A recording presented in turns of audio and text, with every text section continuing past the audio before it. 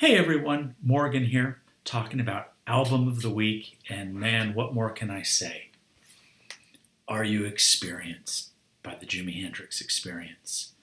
Okay, now this is the original vinyl copy that I owned. I got it as a birthday present from my older brother when I was in the 8th grade, okay, and it was an album that really had a huge influence on me. I've probably owned 3 or 4 copies between vinyl, tape, CD, and all that over the years. It's the debut album from the Jimi Hendrix Experience, and it came out on May 12th, 1967. I don't know what more I can say about that day than that is also the day that the Beatles debuted Sgt. Pepper's Lonely Hearts Club Band on a pirate radio station. I think it was called London Radio. What a day for music. 2 of the biggest albums of all time came out basically on that day. Now, Hendrix had been, he was American, came from Seattle, was in the U.S. Army for a while. They parted ways. They didn't quite figure out what to do with him. He didn't fit in so well. He was playing backup rhythm guitar for different R&B outfits over the years, not making a lot of money. Went to London with Chas Chandler, who'd been the bass player for the Animals. And Chas saw him playing the club and said, "No, come on, man, we're going to make you into a star." So he went over there, picked up 2 other guys, Noel Redding and Mitch Mitchell, and they formed the Jimi Hendrix Experience. They took about 3 months to lay down the tracks for this album, and some amazing outtakes. The stuff that didn't get on the album's just as good. A track like Stone Free. They debuted it on May 12th, and music was different.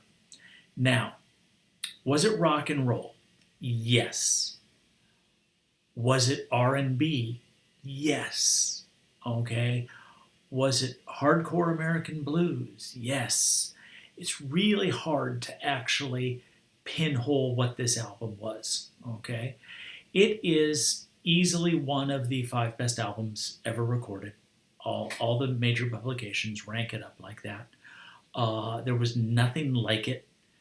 The virtuosity that Hendrix had as a player instantly made him a hero to people like Eric Clapton and Pete Townsend. Okay, and neither one of them were too shabby either. It had traces of what Hendrix had grown up listening to with the blues and the R&B stuff, especially tracks like The Wind Cries Mary. It had a piece that was highly experimental called Third Stone from the Sun. When you listen to it, you can tell he was influenced by science fiction.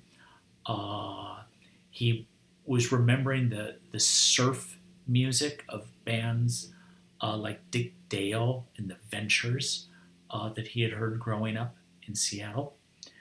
It had power trio, hardcore rock and roll, manic depression, Fire, Purple Haze. Okay, Purple Haze, massively misunderstood song. Okay, read up about it.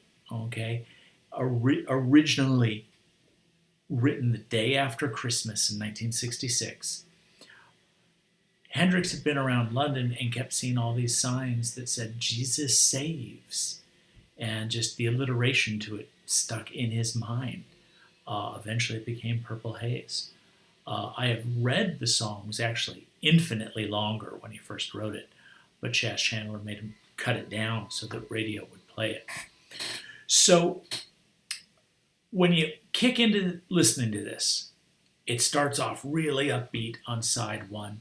First couple tracks get you moving. But as side 1 starts to close out, it becomes much mellower.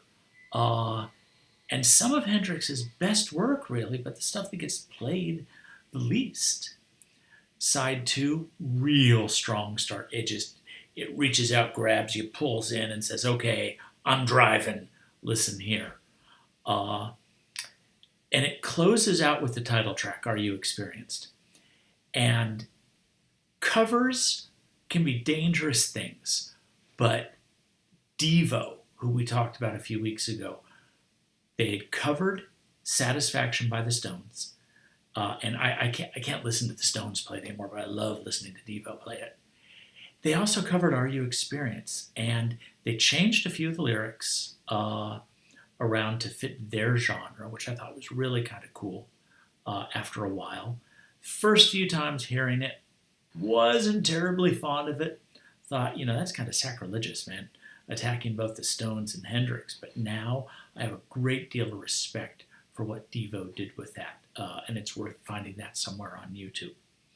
Okay, so this is a great album for when you're out driving, when you're out running, riding your bike. Okay, used to play it a lot when I was in bad moods. Okay, it's good for that. End of side one, awfully good for late at night.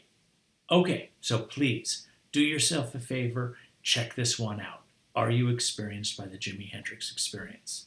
All right, thanks for tuning in. This is Morgan signing off.